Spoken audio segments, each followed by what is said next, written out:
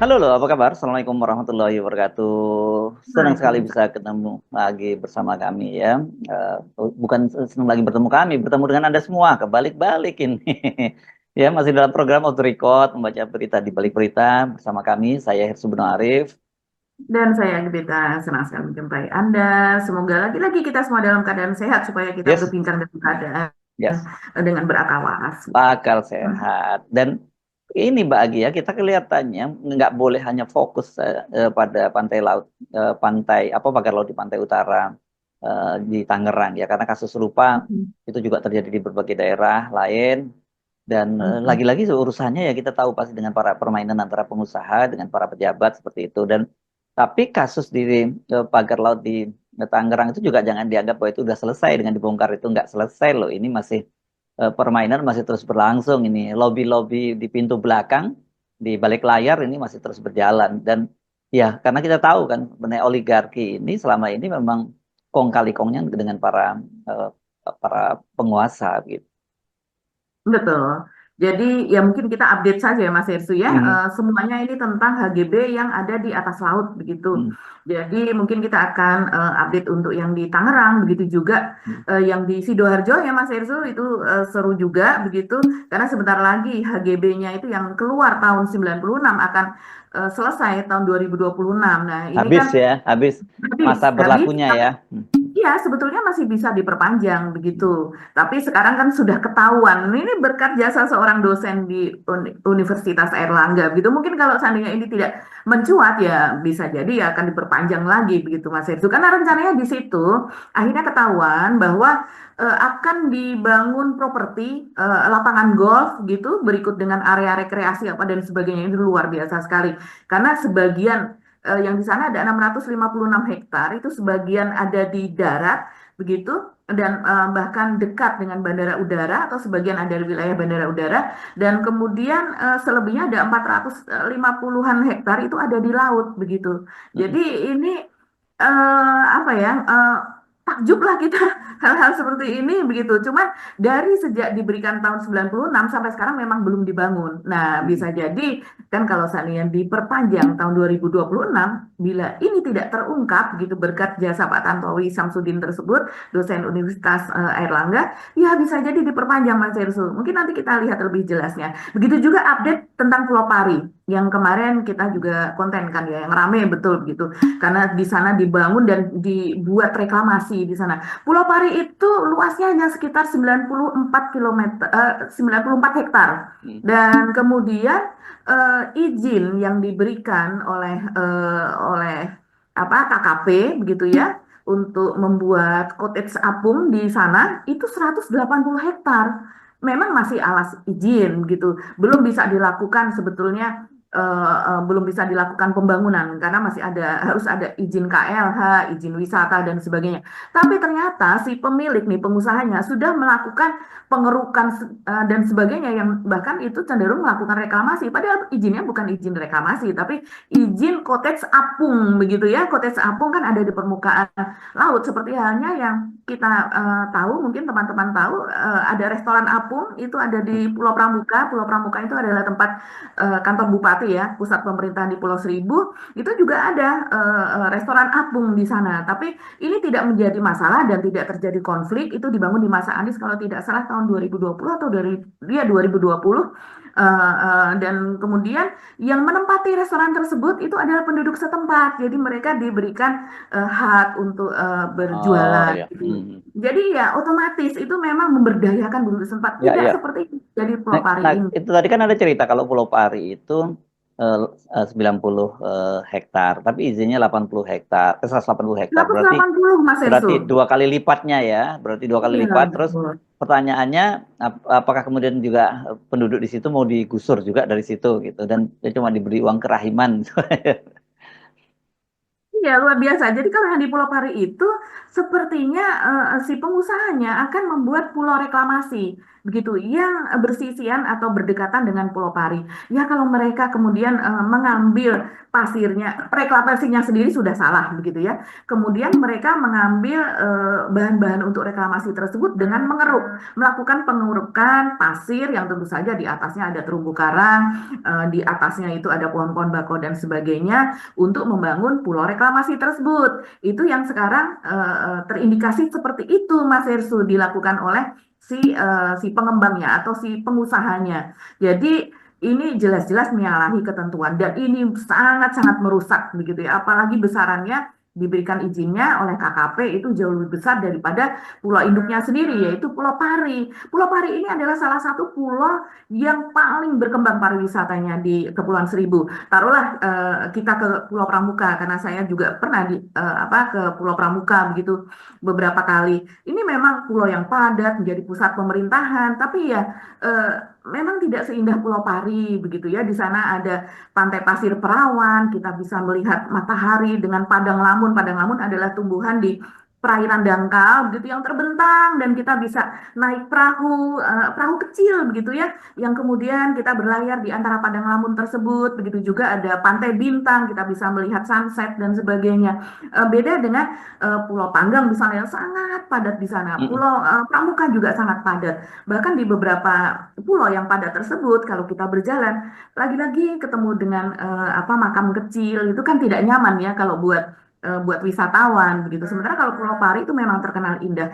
Jadi sangat sayang sekali kalau Pulau Pari selama ini pemberdayaannya oleh masyarakat setempat loh. Mereka yang membangun, mereka yang membeli sendiri scuba diving itu ada di perumahan-perumahan Mas Irsu kita. Jadi kita nggak bawa scuba, kita bisa menyewa di sana. Alat snorkeling kalau kita tidak terbiasa diving, kita tidak punya investasi itu, kita juga bisa datang ke sana dan tinggal menyewa saja dan penduduknya sangat-sangat ramah karena mereka memang di antara mereka sendiri saling mendidik satu sama lain gitu ya supaya mereka bisa mengembangkan pariwisata di situ gitu. Sejak hasil tangkapan oleh para nelayan di Pulau Pari itu memang makin lama itu makin menurun gitu. Ya, ini hanya beberapa kasus karena juga ada peta reklamasi itu tampaknya seluruh Indonesia itu juga akan terjadi reklamasi. Bahkan Mhm. kemarin saya juga melihat di media sosial dan juga rupanya di media lokal di Lampung misalnya juga ditemukan Mhm. HGB di atas laut juga gitu. Jadi Mhm. ini jangan dianggap hanya di di kota-kota besar saja sampai kota-kota Mhm. kecil, sampai daerah-daerah terpencil. Ini memang benar-benar kerakusan yang luar biasa ya dari para pengembang ini ya. Mereka Betul. pokoknya mereka nggak peduli apapun lingkungan itu pokoknya dirusak demi eksploitasi kekuatan apa kekayaan mereka. Padahal Mhm. mereka ini kan sebenarnya orang yang sudah Ya. super super kaya kan sebenarnya itu. Iya, Mas Ersu, itu yang ada di Pulau Pari, kita kembali ke situ ya. Apa kalau seandainya mereka melakukan pengembangan sebelumnya kalau di darat aja seluas 180 hektar itu tentu orang yang bermodal ya. Hmm. Apalagi ini harus melakukan reklamasi terlebih dahulu begitu. Nah, ini permasalahannya adalah terletak kepada para pemangku keputusan, kepada para pejabat kita yang memberikan izin dan kemudian lepas begitu saja pengawasannya begitu. Seperti di Pulau Pari ini Trenggono kemarin ya di hadapan Komisi 4 yang dipimpin oleh Titi Soeharto gitu sebagai Ketua Komisi 4 DPR itu dia jelas mengakui begitu bahwa pemanfaatan Pulau Pari itu untuk pariwisata dan kemudian statusnya adalah persetujuan kesesuaian kegiatan pemanfaatan ruang laut atau PKK PRL begitu ya terhadap sebuah PT namanya PT CPS yang diterbitkan itu tanggal 12 Juli 2024 untuk kegiatan cottage apung dan dermaga wisata luasnya 180 hektar. Ini kan luar biasa. Berarti baru saja ini diterbitkan. Ya, kita tahu loh, kayak yang kita izin-izin seperti ini yang berorientasi kepada materi, berorientasi kepada profit atau keuntungan gitu ya. Berapa ini yang mereka setorkan gitu ya supaya izin seperti ini bisa keluar. Kita tidak bisa membuktikan mungkin ya prosesnya di mana apa dan sebagainya begitu. Tapi kita bisa menduga gitu, melihat banyak sekali HGB yang seharusnya tidak keluar gitu dan kemudian keluar gitu kan Mas Hersу. Dan seharusnya ini KPK ini udah bertindak kalau yang seperti ini. Dan tapi bahwa hasil peninjauan di lapangan yang dilakukan menurut Trenggono, ternyata izin tersebut yang baru berupa alas izin itu disalahgunakan oleh pemilik izin yaitu PT CPS kalau tidak salah, nama pemiliknya Joni Joni Wijaya kalau tidak salah. Dan orangnya sudah almarhum, tapi mungkin perusahaannya kan ada yang meneruskan begitu Mas Hersu. Nah, harusnya ini masih mendapatkan izin dari KLH ya, dari Kementerian Lingkungan Hidup, juga izin wisata begitu, karena nanti ada dermaga juga di sana. Nah, izinnya belum keluar, tapi reklamasinya dengan memakai beko ekskavator itu sudah keluar. Bagaimana tidak panik penduduk setempat gitu. Dan ini reklamasi ini sudah dua kali dengan mendatangkan alat-alat berat tersebut. Yang pertama kemarin kita sudah sebutkan bulan November 2024 yang pasang badan seluruh penduduk di situ begitu mengusir mereka yang membawa beko tersebut. Dan kemudian yang terakhir tanggal 17 kita juga sudah perlihatkan bagaimana masyarakat di sana menolak begitu, dan mereka sudah sempat melakukan pengerukan sehingga terumbu karang itu rusak di sekitar situ, sudah ada pulau kecil yang terbentuk dan sebagainya. Dan sekarang KLH menyegel Mas Hersu. Jadi ini kegiatannya sudah disegel.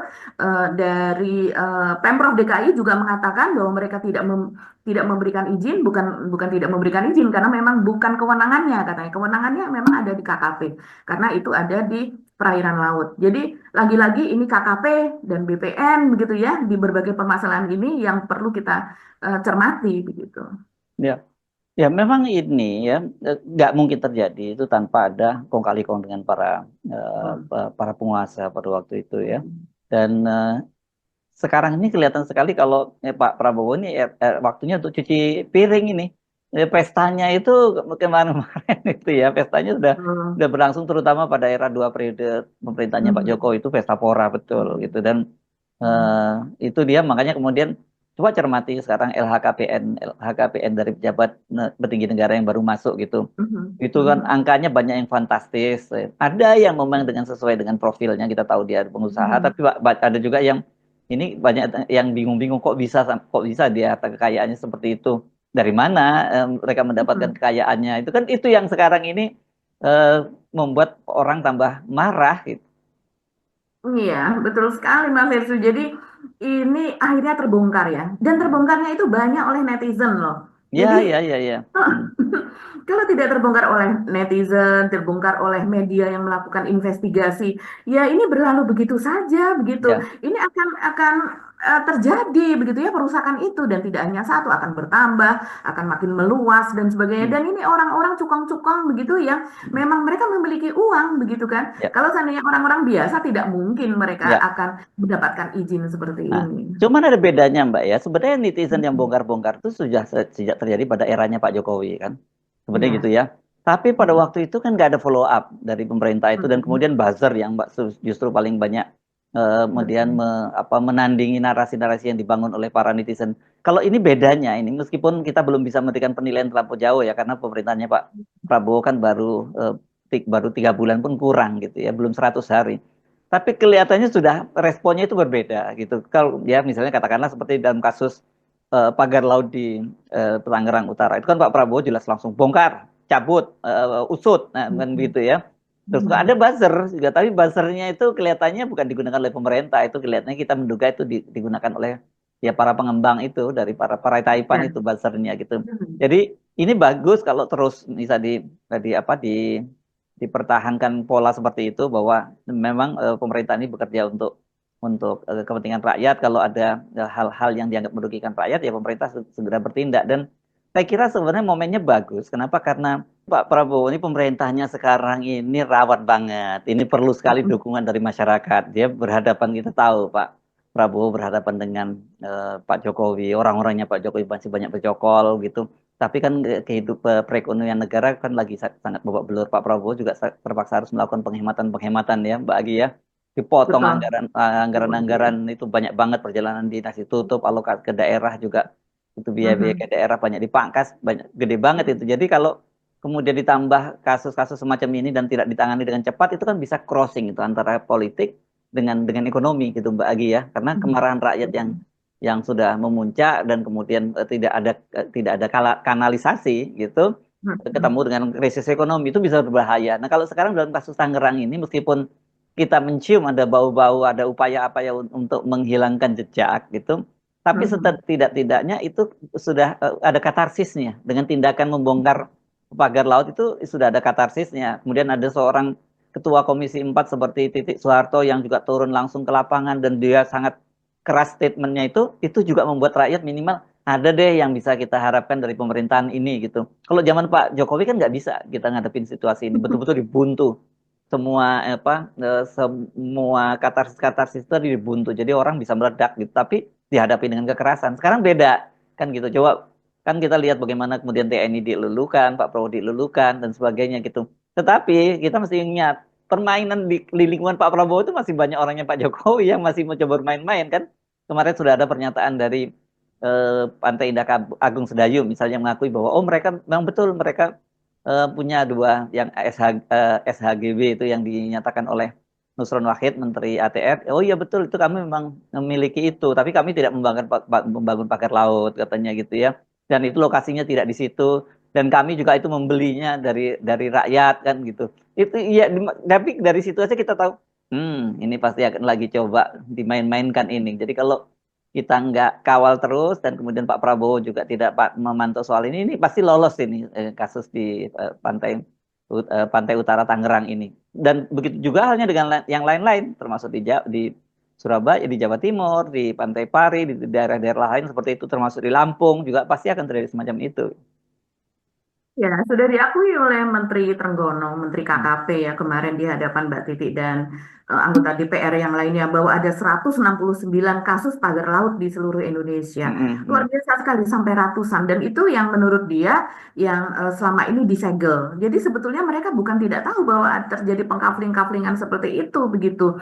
Dan cuman kan yang pertama kali muncul adalah pagar lautnya SHGB yang terafiliasi dengan perusahaan-perusahaan aguan. hmm. Jadi mereka sulit sekali untuk mengakui itu begitu. Sementara kalau yang di tempat lain yang terafiliasi juga dengan perusahaan-perusahaan, tapi mungkin sosoknya bukan aguan, yaitu orang yang berjasa kepada Pak Jokowi, menyelamatkan muka Pak Jokowi di IKN dengan melakukan groundbreaking di sana, melakukan investasi 20 triliun katanya begitu ya. Tentunya mungkin tidak sesulit ini begitu Mas Yersu. Jadi ini memang tarik menariknya masih sangat kuat. Ya, Sekarang upaya untuk menyelamatkan aguan ini juga masih masih sangat kuat gitu ya, masih kencang sekali begitu. Jadi kalau kalau kita melihat apa yang terjadi, ini memang masih akan panjang. Nah, nanti akan ada temuan-temuan yang lainnya lagi. Jadi seperti misalnya yang di Sidoarjo, mungkin kita bahas yang di hmm, Sidoarjo. Memang betul yang di Sidoarjo itu baru terbit SHGB-nya itu tahun 96, berlaku selama 30 tahun. Jadi habis masanya pada 2026 tahun depan begitu ya dan itu bisa diperpanjang lagi.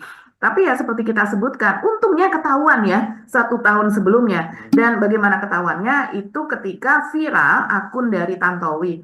Tantowi ini adalah seorang dosen di Fakultas Ekonomi dan Bisnis Universitas Erlangga, Surabaya, begitu yang dia mencuit nama nama panjangnya adalah Tantowi Samsudin dan kemudian temuannya bagaimana ini unik ya. Jadi karena adanya temuan pagar laut yang ada di Tangerang, nah dia sebagai warga Jawa Timur dia iseng membuka aplikasi Bumi, aplikasi hmm. milik ATR apa BPN. Karena yang di Tangerang pun juga terbukanya adalah karena orang membuka aplikasi tersebut. Nah, setelah dibukanya aplikasi tersebut, dia terkejut karena ada titik begitu Mas Irsu di mana ada HGB dan sepertinya kok itu ada di laut gitu. Lalu dia bandingkan dengan Google Earth. Kalau melewat aplikasi Google Earth kan kemudian kelihatan warna-warnanya. Manakah daerah itu berupa daratan, manakah itu daerah yang masih berupa lautan begitu. Jadi kemudian itulah dia cuitkan, dia apa namanya,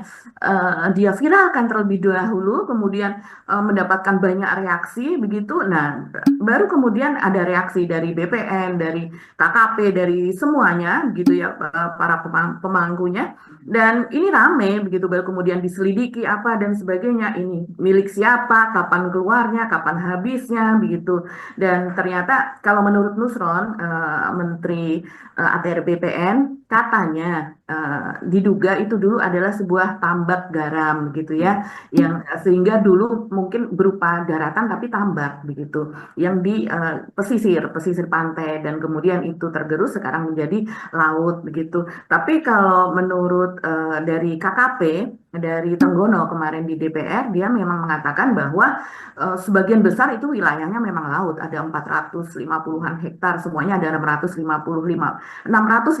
hektar, dan sisanya itu baru berupa daratan begitu. Dan sejak diberikannya izin untuk keluarnya HGB tersebut ternyata belum dimanfaatkan juga. Jadi mungkin orang saking kelebihan duit, dia apa mengajukan HGB di situ, tapi ternyata tidak dimanfaatkan juga begitu kan Mas Hersu. Sebenarnya Nah, nggak kelebihan duit banget, Mbak, karena mereka ini justru bisa mendapatkan duit kan dengan cara begini kan, dia dengan mengkapling laut dan kemudian dijadikan agunan untuk mendapatkan duit, itu yang terjadi ya kan. bisa jadi. Ya. Bisa jadi juga seperti itu, seperti yang terjadi di hutan-hutan itu kan juga seperti itu, Iya. Mas Hersu. Bisa jadi mereka mendapatkan hak guna usaha, kemudian Mm-mm. hutannya ditebang, kayunya dijual, hak guna usahanya itu diagunkan ke Bang, bank, kemudian dan mereka mendapatkan uang investasi di bidang lain, sementara tanahnya tetap menjadi seperti ya, itu, dan gundul, tidak diurus, dan menyebabkan longsor bagi penduduk ya, sekitar. dan ditanya gimana kok caranya kok bank bisa ngasih? Ya orang banknya juga dapat cashback gitu. Ya, permainan semacam itu sebetulnya menjadi pengetahuan umum ya. Mm-mm. Walaupun untuk membuktikannya itu agak lama, tapi kita tahu kok itu sudah eh, sangat tidak lumrah. Tapi di apa negeri Konoha itu hal seperti itu menjadi hal-hal yang Ya. lumrah gitu. Dan Nah, orangnya saya melakukan teringat ini itu praktek saja. lama, Mbak Agi ya. Ini praktek lama. Dulu Anda ingat nggak zamannya Pak Quick Kiangi ketika Ya. menulis dulu saya memimpi menjadi konglomerat. Ya kan ingat nggak waktu itu? Kan Ya. itu kasusnya begitu juga dalam kasus misalnya direktur Dirut BRI pada waktu itu siapa namanya Mardi Arif atau siapa yang saya lupa namanya waktu itu, yang dia memberikan kredit ke Mulia Group ya kan gitu, dan kreditnya itu untuk membangun tower, dan kemudian Bank Bank Rakyat Indonesia nyewa di kantor itu, dan dari sewanya itulah untuk menyicil cicilan utangnya, kayak gitu kan kelakuannya para pengusaha dan para ini, kita ini ampun-ampun deh kelakuannya. Iya, iya. Kalau zaman zaman dulu itu sepertinya masih sulit untuk ditelisik karena memang jejak digital, terus kemudian ini apa transparansi dari perusahaan dan sebagainya belum seperti sekarang ya. Tapi hal seperti itu semestinya bisa dikulik kalau sekarang ini, begitu kan Mas Hersu. Iya. Tapi yang ada di Sidoarjo ini juga namanya ada dua perusahaan tapi ada tiga HGB, dan HGB-nya tuh luas sekali ya. Hmm. Namanya PT Surya Inti Permata, itu seluas 285,16 hektar, luar biasa. PT Semeru Cemerlang itu seluas 152 hektar, dan PT Surya Inti Permata lagi, jadi satu perusahaan memiliki dua HGB itu seluas 219 hektar gitu. Ini luar biasa sekali, ini bisa diterbitkan ini atas rekomendasi siapa begitu kan. Kalau yang seperti ini kan atas rekomendasi dari Kementerian KKP juga. Entah, saya nggak tahu. Kalau tahun 96 itu jadinya Kementerian siapa begitu ya yang memberikan rekomendasi ini. Ataukah memang ketentuannya pada waktu itu berbeda kan? Masih zaman Orde Baru. Belum Sementara ada Kementerian Kelautan ya waktu itu ya. belum ada Kementerian Kelautan begitu, belum dipisah-pisah kan Mas Hersu, dan ketentuan di MK, yaitu peraturan di MK itu baru keluar tahun 2013 ya kalau tidak salah, yang bahwa tidak boleh ada pemanfaatan ruang di atas perairan laut apa dan sebagainya itu 2003 atau 2013, coba tolong koreksi kalau saya nggak salah. Jadi artinya sesudah sesudah Orba lah begitu ya. Ya, ini luar biasa ya. Betul-betul waktunya bongkar-bongkar sekarang ini waktunya. Betul, ini waktunya bongkar-bongkar, dan ini waktunya sebenarnya untuk menelisik ini mereka bermain di mana-mana kok, apa namanya, pihak yang sama sudah tahu modusnya seperti itu, cara-cara untuk mendapatkannya seperti itu, ya akhirnya dia kan tidak hanya di satu tempat saja, Mas Ersu, di berbagai tempat begitu kan melakukan hal yang sama. Seperti reklamasi itu berhasil reklamasi di Teluk Jakarta, kemudian berusaha melakukan reklamasi di provinsi lain, di daerah lain, di pantai lain. Nah, sekarang yang menjadi kalau saya memikirkan dan mungkin banyak teman-teman off the record juga memikirkan, kok kita itu selalu ditakut-takuti Jakarta tenggelam ya, Jakarta tenggelam, Tangerang banjir, apa dan sebagainya, sehingga kita harus pindah ke wilayah yang lebih baik, yang lebih tinggi. Ibu kota pun dipindah, begitu, ASN pindah, Jakarta kemudian apa gedung-gedung pemerintahan itu kosong, yang mungkin nantinya katanya akan disewakan, tapi sebagian juga dijual, diprivatisasi apa dan Oh, kita sebagainya, gitu hafal ya. tuh Mbak, tukar guling tuh alasan untuk Betul. menggusur Iya, dan kantor-kantor ini pemerintah ya. modusnya seperti itu ya. Hmm. Jakarta yang ada di tengah Jakarta pun ditakuti seperti itu. Lah, kalau saya takut, kenapa mau membangun di daerah pesisir begitu kan? Di tengah kota Jakartanya saja sudah ditakuti akan tenggelam. Tapi ini di daerah pesisir, pesisir pantai Jakarta, Teluk Jakarta, pantai utara, Tangerang, Teluk Banten apa dan sebagainya. Apakah daerah pesisir tidak tenggelam lebih dulu? Kalau seandainya itu akan tenggelam. Nah, kenapa malah justru mereka membangun di tempat-tempat tersebut? Bukannya mereka kalau terjadi sesuatu mereka terkena tsunami lebih dulu. Mereka akan tenggelam lebih dulu begitu. Jadi seolah-olah ini ditakuti orang supaya orang itu pergi mencari tempat yang lebih aman begitu ya untuk anak cucu dan sebagainya. Kemudian ini ada pihak tertentu yang ingin menguasai begitu. Yang di tengah kota sebetulnya sudah sebagian dikuasai. Sekarang di pinggir-pinggir ini dikuasai gitu, daerah yang disebut sebagai kepala naga dan sebagainya. Yang ya menurut mitos kalau saya menguasai kepala naga maka akan dapat menguasai Jawa dan dapat menguasai seluruh Indonesia ini. Walau alam bisawab ya. Tapi Ya. kok itu tuh cerita itu terus apalagi sekarang dengan adanya kasus pagar laut ini. Nggak takut ya mereka mau bangun properti di sana dijual begitu kan, kita nggak tahu penjualannya nanti Hmm. untuk orang-orang lokal ataukah untuk luar negeri, karena kalau yang di Teluk Jakarta dulu kan dipasarkan sampai ke negeri Cina, ke Ya, apa namanya, nah itu Tiongkok menarik ya. begitu. Memang memang Teluk Jakarta itu iklan-iklannya kan ada di Cina ya, dan artinya kalau Betul. memang iklan-iklannya ada di Cina itu memang diperuntukkan untuk pemukiman dari mereka yang dari Cina gitu. Dan saya jadi beberapa hari ini saya lihat ada sebuah video itu Hmm. pidatonya dari Mas Yapto ya, Ketua Betul. Umum Pemuda Pancasila yang Pemuda dia mengingatkan Pancasila. itu dikaitkan dengan geopolitik global gitu, yang bagian dari Betul. aneksasi. Hmm. Kalau ini dikaitkan dengan komunisme lah ya, dia melihatkan bahwa Hmm. ada seluruh pantai-pantai timur itu Sumatera sampai Jawa itu Hmm. pantai utara maksudnya itu sampai Betul. Jawa segala macam itu sekarang sudah dikuasai oleh mereka gitu, dibangun real estate yang mereka. Dan ini kan dikaitkan dengan kalau pelabuhan-pelabuhan terbuka itu kan mereka bisa menyelundupkan macam-macam gitu. Kalau menurut versi Mas Yapto kan itu nanti bangun perumahannya dulu, dimasukkan senjata, kemudian baru masuk perorangan. Itu Hmm. jangan dianggap teori konspirasi orang gila dan sebagainya. Dalam banyak kasus memang sejarahnya seperti itu biasanya. Saya kan pernah cerita ya bagaimana dulu ketika Jepang masuk. Nah, ini cerita dari dari orang tua itu banyak sekali pedagang-pedagang Jepang yang sudah masuk duluan gitu. Ternyata itu mereka bukan pedagang, mereka itu adalah intelijen dari tentara Jepang yang Betul. kemudian nggak lama masuk. Mereka itu yang membimbing tentara-tentara Jepang masuk ke Indonesia, dan saya kira hal yang sama terjadi gitu. Dan Cina kan memang yang seperti ini dia sangat tahu ya. Negara ini kan peluasan wilayahnya yang terjadi misalnya untuk daerah-daerah yang dekat dengan dia, orang Xinjiang, Tibet dan sebagainya, itu kan Mongolia dan sebagainya. Mongolia tapi mungkin nggak separah seperti Xinjiang dan sebagainya, itu kan dianeksasi dan kemudian Betul. bangsa Han dikirim ke sana, jumlahnya makin besar, dan akhirnya seimbang sekarang. Bahkan mungkin bangsa Han lebih besar sekarang di Xinjiang ketimbang orang-orang Hmm. Uigurnya gitu. Di Indonesia bisa Hmm. terjadi seperti itu karena penduduk Cina kan jauh lebih besar dari kita. Miliaran penduduknya, Mbak. Kalau keluar 100 Hmm. juta buat mereka itu kecil banget itu. Ya, bukan bisa terjadi seperti itu, sudah on progress Iya, begitu on ya, progress gitu. Jadi on kalau dulu progress masih orang-orang terjadi. kayak gini gitu, orang seperti Mas Yapto, orang seperti Pak Gatot Nurmantio mungkin dianggap ini orang teori konspirasi, ini dianggap nakut-nakutin dan sebagainya gitu. Tapi sebenarnya sekarang sedang berjalan. Jadi jangan hanya dilihat ini persoalan bisnis, tapi ada juga persoalan politik, ada persoalan geopolitik global, ada persoalan proxy war dan sebagainya gitu. Itu yang saya kira kita mesti mulai membuka mata kita, jangan hanya terfokus bahwa itu ada persoalan bisnis, tapi ada persoalan politik yang jauh lebih gede dari itu gitu. Iya, dan teori tersebut bisa mereka sampaikan karena mereka sudah melihat apa yang terjadi di negara lain, begitu Ya. ya, apa yang terjadi di Pakistan, apa yang terjadi di Sri Lanka, Mm-mm. India, mereka inginnya seperti itu karena berbatasan langsung dengan Cina, begitu, tapi kemudian Afrika, terjadi negara-negara Afrika konflik. banyak, Pak. Afrika banyak sekali yang sudah dikuasai oleh Cina begitu.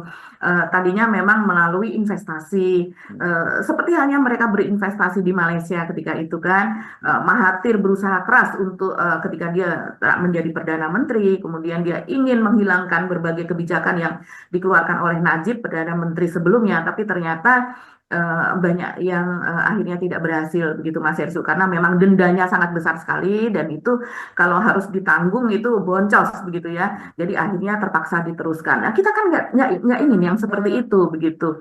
Jadi kalau di Sri Lanka misalnya pelabuhannya, mereka berinvestasi sangat besar di pelabuhan ketika Pelabuhan pemerintah dan bandara, Mbak.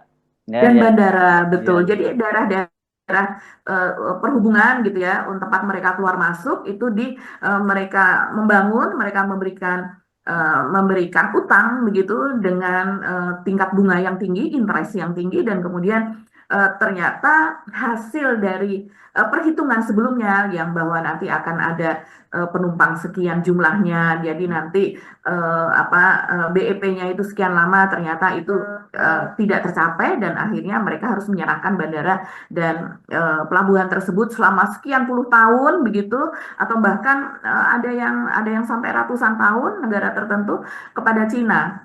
Pengelolaannya itu Ya, dipindahkan kepada mereka sebagai kompensasi pembayaran utang tersebut. Dan ya, ya, jadi ya, betul. itu sudah menjadi pola, makanya Pak Gatot mungkin seperti Mas Yapto begitu, mereka bisa bernarasi demikian kan terjadi di negara lain, terjadi di Ya, Afrika, di berbagai negara Afrika, tinggal cari saja begitu. ya. Negara dia sudah dikuasai seperti apa namanya seperti Ethiopia begitu, masih banyak lah kalau kalau di apa di Afrika ya. Afrika Ya, ya, betul. teman-teman nanti bisa menggoogling itu soal kasus Ya. pelabuhan Hambantota ya di Sri Lanka, yang kemudian kan itu diambil alih pengelolaannya oleh Cina karena yang kemudian utangnya sangat besar, kemudian juga bandaranya, seingat saya bandaranya di kota Rajapaksa, bekas bekas presiden yang sudah diturunkan kan itu di Sri Lanka.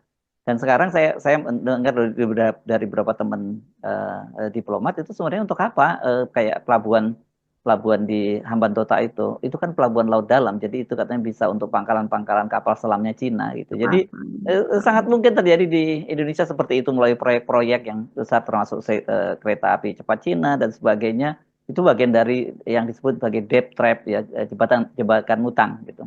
Jadi kalau udah terjebak utangnya ya nanti kemudian di kompensasinya pengelolaannya diserahkan pada mereka ya di bawah kendali mereka sepenuhnya. Jadi mesti ya hati-hati dan itu ketemu ya dengan kepentingan Cina juga di kepentingan lokal dan kepentingan juga internasional. Jadi jangan hanya terfokus pada persoalan-persoalan ekonomi tapi juga ada persoalan geopolitik global yang disebut sebagai proxy war itu.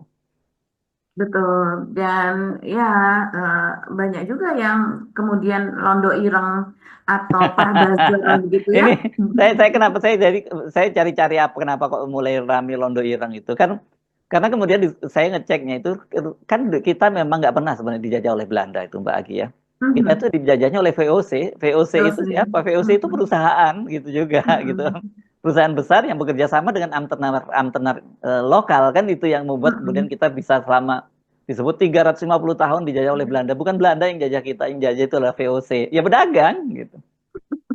Iya, jadi para buzzer, para pengabdi begitu ya kepada pihak luar yang ingin masuk ke Indonesia, menguasai Indonesia itu kan mereka mengatakan ya nanti dunia ini bergerak menuju globalisasi, borderless, tanpa batas, tanpa sekat dan kemudian mereka semuanya dari berbagai negara, etnis, suku, kebangsaan dan sebagainya mereka akan bersatu dan itu tidak bisa dihindari begitu katanya.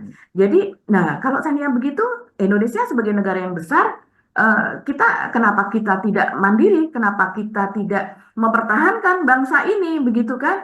eh, kita di ASEAN kita jumlahnya penduduknya paling besar gitu. Di Asia kita nomor sekian terbesar begitu kan Mas Hersu. Jadi apakah kita mau diperintah oleh bangsa lain Iya. ekonominya? Mungkin namanya masih Indonesia, tapi ekonominya sudah dikuasai oleh bangsa lain. Memangnya mau seperti itu begitu kan?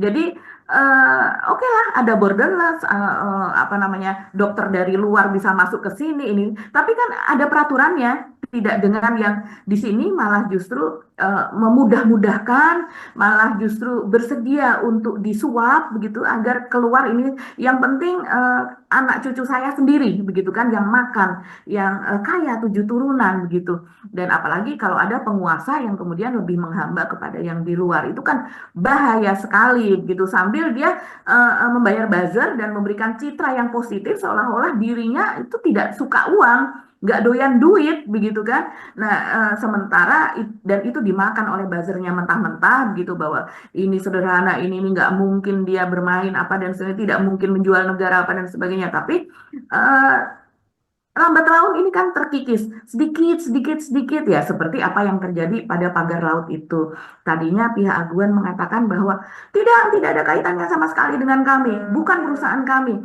Itu yang membuat ada nelayan pribadi mereka, itu milik mereka. Sekarang setelah ketahuan bahwa itu bukan milik mereka, gitu bahkan buzzernya seperti Abu Janda atau Permadi Arya itu juga ada nelayan yang sekarang viral ya dari Tanjung Kait yang dia mengatakan, ayo temui saya di Mauk kalau saya berani, jangan ngobrak-abrik Banten apa dengan membayar orang, katanya dibayar 100 dan si bapak ini mengetahui proses tersebut, diajak makan ada 5 orang masing-masing dikasih 100, kemudian 100.000 ya, diwawancara bukan sesuai dengan 100 dolar atau keinginannya. 100 juta ya. Iya, 100 rupiah ya, begitu. Kita jangan mengukur baju orang lain berdasarkan ukuran kita, begitu ya. Mungkin kita kok 100 rupiah saja kok bersedia ya, seratus harus ribu Mbak, berbohong bukan 100 rupiah. 100 ribu. Ya. 100 ribu kok bersedia, begitu ya. Nominal tersebut mungkin kecil bagi sebagian orang, tapi kalau bagi nelayan, bagi orang yang tidak memiliki pekerjaan, Pendapatan nilai sehari itu, Mbak. besar sekali bisa untuk hidup beberapa hari. Nah, sekarang Mas Isu kita kembali kepada apa yang terjadi di Pagar Laut Tangerang. Isu tentang Pagar Laut Tangerang ini ternyata sudah memboncoskan saham PANI ya di lantai Iya, bursa. betul. Ini luar biasa sekali. Jadi dalam satu pekan ini saja lah begitu itu sudah puluhan triliun gitu boncosnya. Jadi coba saya lihat ini di sini. Data dari Bursa Efek Indonesia yaitu saham PANI rontok dengan penurunan 2.750 poin atau 19,89% ke level 11.075 rupiah. Itu hanya dalam satu hari pada hari Kamis lalu begitu. Dan kemudian level itu hingga harga penutupan terendah saham PANI dari sejak tahun lalu bulan Oktober. Jadi memang ini isu tentang pagar laut ini betul-betul apa sangat-sangat kuat ya, sangat-sangat signifikan. Karena memang tidak sesuai dengan apa yang mereka katakan. Mereka mengatakan ini itu, tapi ternyata setelah Mbak, ketahuan seperti ini baru mereka mengakui. Dan secara akumulasi saham PANI itu sudah anjlok 30,78%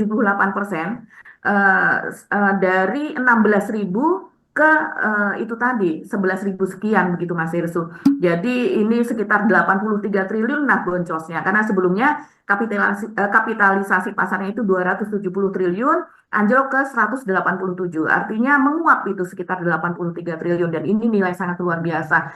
Kita salah satunya apa namanya kita harus waspadai juga karena ini pasti kemudian ada langkah-langkah penyelamatan perusahaan, bagaimana Mbak, cara gitu kan supaya sahamnya naik dan juga buzzer-buzzer dikerahkan apa dan sebagainya.